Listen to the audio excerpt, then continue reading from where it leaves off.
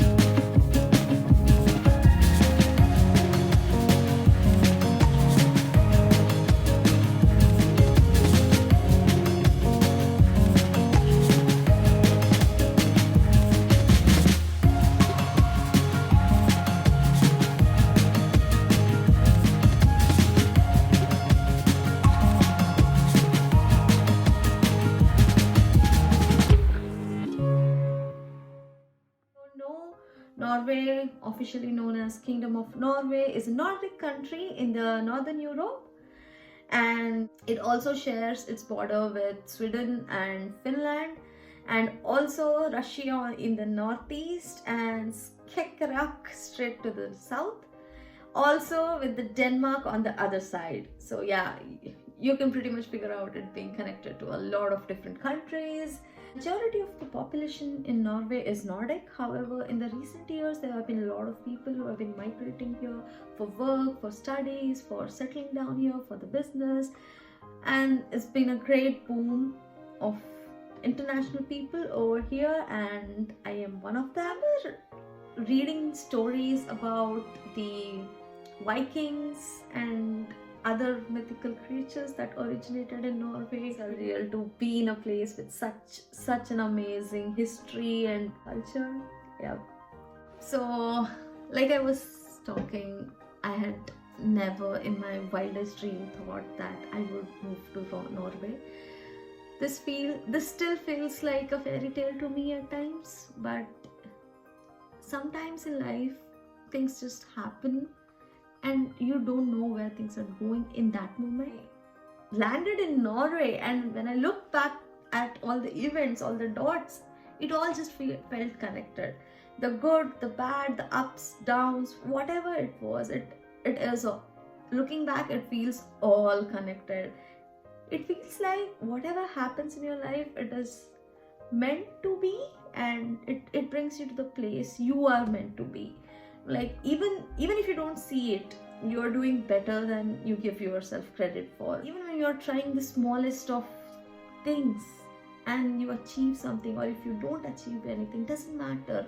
It teaches you. If you don't reach the goal what you have set for yourself, it does teach you something, and if you have reached there, it helps you go even further. If what you believe in is what matters the most, and I feel you just have to be brave enough, because somewhere I've just read this, that the universe listens to the brave, and if you're brave enough to put yourself out there and do the things you love and do it with all the passion and courage, the universe listens to you, and everything will be aligned just to make it happen for you. Just have the faith that whatever happens for the good, and you are going to a place that is meant for you. And I was also looking at something called the butterfly effect, which summarizes what I've told, that each event matters and everything is connected.